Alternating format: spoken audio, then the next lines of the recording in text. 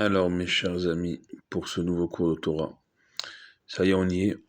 Demain soir, Zman Matan Toratenu, le temps du don de notre Torah.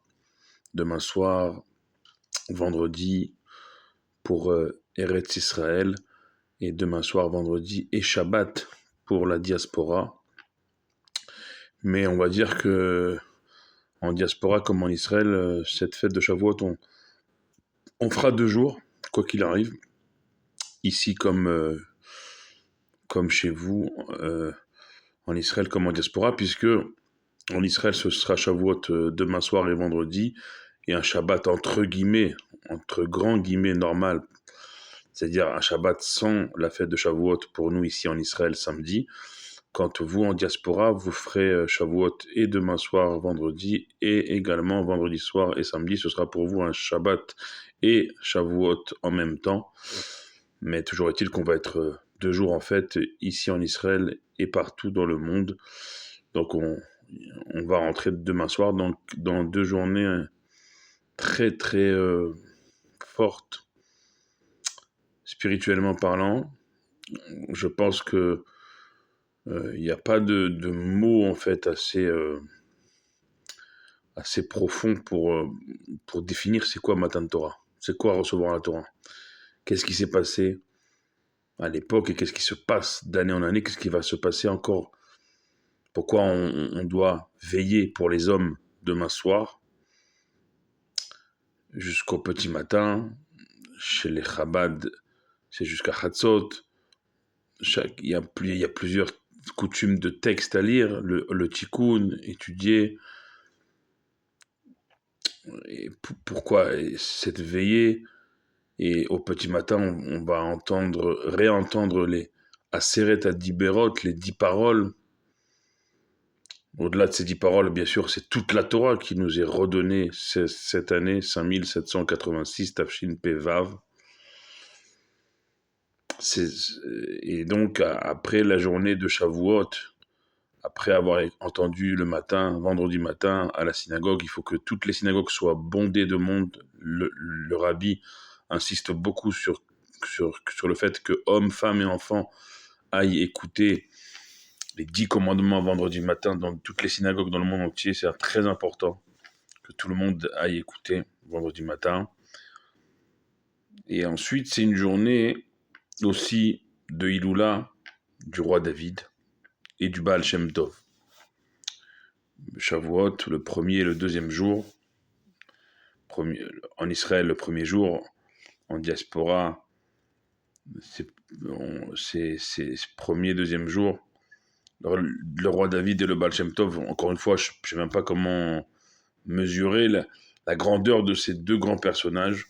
Je pense que, voilà, comme pour la Torah, il n'y a pas de mots assez profonds pour prendre la mesure. Toujours est-il que vous l'aurez compris, c'est des grands moments qu'on s'apprête à vivre. C'est toute notre foi, notre pratique tourne autour de la Torah. La Torah, c'est la base. C'est la base de toutes les autres fêtes. C'est la base de... C'est la Torah, c'est notre enseignement, notre socle, notre lumière. Comment un juif rayonne dans le monde où il se trouve. Bechol hamakom asher askir et shemi avo elecha uverachticha, nous dit Akadosh Baruch Hu dans sa Torah. En tout endroit où vous invoquerez mon nom, par l'étude de la Torah, par la tfila, par la prière, par avo elecha, je viendrai vers chacun d'entre vous, uberachticha, et je le bénirai, je vous bénirai.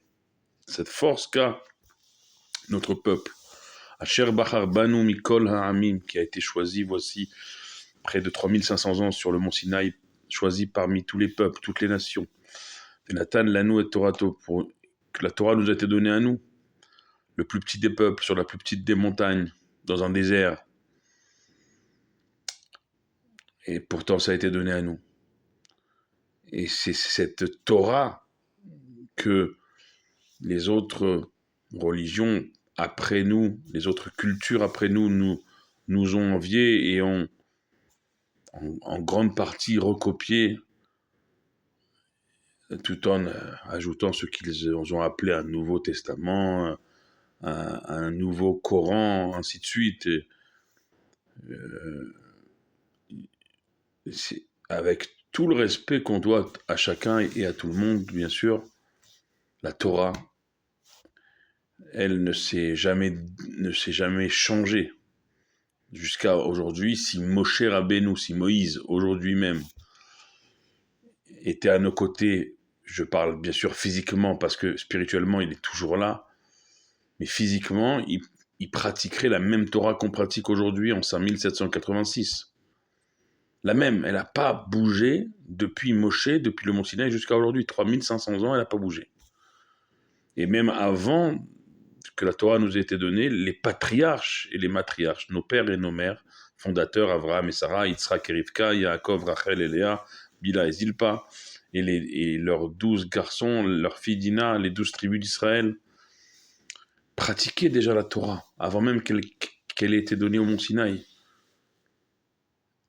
C'est-à-dire que la Torah, avant même nos patriarches et nos matriarches, à la création du monde, c'est marqué dans le Zohar de Rabbi Shimon Bar Yochai que comment il a créé le monde, Istalka beoraitav ou bara alma. Il a regardé dans sa Torah, dans la Torah, et il a créé le monde.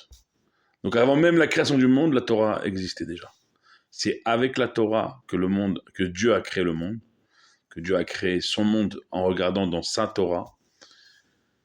Et donc la Torah, c'est incontournable. La nature, la création tout entière s'est figée lorsque Dieu est descendu sur le mont Sinaï donner sa Torah. La création tout entière, la nature, tout s'est figé. Et il a fallu que le peuple dise à Moshe, tu sais, on a écouté les 2 premiers commandements, mais à chaque mot, on meurt. Chaque souffle divin, chaque mot de Dieu, on meurt. Dieu les ressuscitait à chaque fois. Mais le peuple dit à Moshe, on ne tient pas comme toi, tu tiens, entre guillemets, debout devant Dieu, sans sourciller. Nous, à chaque mot qu'on entend de Dieu, on meurt. Donc, écoute les 8 autres commandements pour nous et dis-les-nous. Moshe, lui, se tenait face à face avec Dieu, toute sa vie durant. Parce qu'encore une fois, la Torah de Moshe, qu'il a reçue, qu'il a transmise jusqu'à nos jours, c'est une Torah avant tout de Hanava. Ce qui symbolisait Moshe, c'est son humilité, sa modestie. Vous savez, il y a une fameuse histoire, on parle donc à Shavuot, demain soir, vendredi, samedi, en Israël comme en dehors de l'Aïloula du roi David et du Baal Shem Tov, à la succession du Baal Shem Tov. Baal Shem Tov, comme Rabbi Akiva, il avait près de 24 000 élèves, des milliers d'élèves. Ils sont tous passés les uns les autres devant le Baal Shem Tov, devant toute la Keïla, toute la communauté de Mezibouj réunis.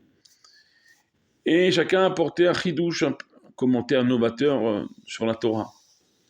Tout le monde émerveillé, les uns après les autres, un candidat qui amène un trésor de la Torah plus beau que son prédécesseur, ainsi de suite. Le dernier de la liste, il venait du village de Mezrich. Et il dit, moi je ne connais rien, et donc parce que je ne connais rien, je ne dirai rien. Et à la surprise de tout le monde, le Baal Shem Tov le désigne comme son successeur.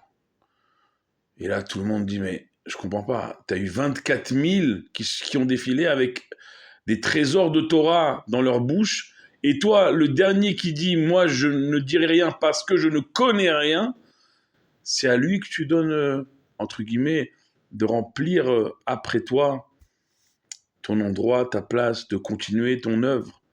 Baal Shem Tov, il dit oui. C'est celui qui a l'humilité de dire que, même s'il connaît, parce que le Maguide de Mezrich, donc le futur Maguide de Mezrich, celui qui a effectivement, entre guillemets, pris la place du Baal Shem Tov, il connaissait toute la Torah.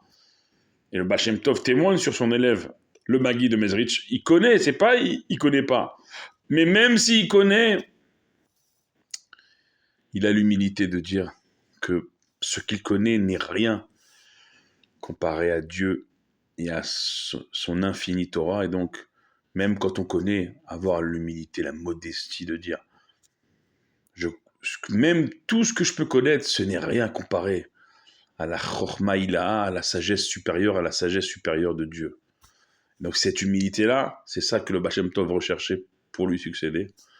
Et c'est ce qui a donné le Magi de Mezritch, qui plus tard a donné tous les courants de la Chassidoute que nous connaissons jusqu'à aujourd'hui, l'Admor Azaken, pour la lignée Chabad, Rabbi Nachman de Breslev, le petit-fils du Baal Shem Tov pour la lignée Breslev, les Belz, les Brisk, les Gour, toutes les Chassidoutes. L'humilité. Moi, encore une fois, je voulais certainement raconter, mais quand je suis allé la première fois chez le Rabbi à New York, j'ai voulu tout de suite rentrer dans le 770, on m'a dit où tu vas? J'ai envie de rentrer, je suis assoiffé de rentrer dans ce lieu-là. On m'a dit on rentre pas comme ça chez le Rabbi. Il faut d'abord aller en face. Un Dayan, Abishid, nous a parlé jusqu'à 3h du matin, c'est quoi Chassidoute? Depuis le Baal Shem Tov justement jusqu'au Rabbi. Et à 3h du matin, il nous a posé la question, est-ce que vous connaissez Chassidoute alors? Après nous avoir exposé ce long et brillant exposé. Et moi j'ai dit, mais je connais rien en fait. Je pensais connaître, mais après cet exposé, je connais rien. Je dis, maintenant que tu dis que tu connais rien, là tu peux rentrer dans le 770 en étant annulé, effacé, modeste, humble. Là, tu rentres dans le Olam HaChassidut, dans le Olam HaTorah. Là, tu peux rentrer dans l'univers de la Chassidut, dans le monde de la Torah. C'est comme ça, à mon humble sens, à mon humble avis, que on doit se préparer à rentrer demain soir dans ces journées de Shavuot et de Shabbat. Il y aurait tant et tant à dire. Juste des petits conseils pratiques. N'oubliez pas de faire le Hérouf Tafshelin demain, avant l'entrée de la fête, pour pouvoir cuisiner vendredi pour Shabbat, à partir d'une flamme existante. Le Hérouf Tafshelin demain, avant l'entrée de la fête, c'est 2 mets cuits, un œuf dur, un bout de pain, un bout de viande, un bout de pain, un bout de poisson que l'on gardera pour le consommer dans la journée de samedi. Pourquoi? Parce que ça veut dire qu'on a commencé à cuisiner avant l'entrée de la fête demain, et avec ce plat pour Shabbat, on pourra cuisiner la journée de vendredi à partir d'une femme existante pour Shabbat. La veillée donc demain soir pour les hommes. Les femmes ne sont pas tenues de veiller demain soir. Laissons-les dormir. Et nous, pourquoi on veille? Parce qu'on a dormi, nous les hommes, avant de recevoir la Torah. Donc on doit réparer ça et rester, nous les hommes, réveillés demain soir jusqu'à le vendredi matin. Aller dans les synagogues vendredi matin, hommes, femmes et enfants. Les enfants sont les garants, sont nos garants. Amenez les enfants dans les synagogues vendredi matin. Écoutons tous les 10 commandements vendredi matin, tous ensemble dans nos synagogues, hommes, femmes et enfants. Les repas lactés, c'est dans la tradition, dans la coutume, mais ne pas oublier de manger également. Alors bien sûr, de manger après les laitages, parce que si on mange avant, on ne pourra plus manger des laitages, de manger quand même des repas de viande, eu égard au respect de la fête, où il faut manger de la viande et boire du vin. Ce sont les marqueurs de la joie de la fête. Voilà, que vous dire d'autre? Il y a ceux qui lisent les Hazarot de Ruth, l'ancêtre du roi David, la journée de Shavuot, vendredi, et même pour la diaspora le deuxième jour pendant Shabbat, les Hazarot de Ruth, la Megillah de Ruth, la lire également la journée de vendredi, en diaspora également la journée de Shabbat, parce que c'est l'ancêtre du roi David. Là.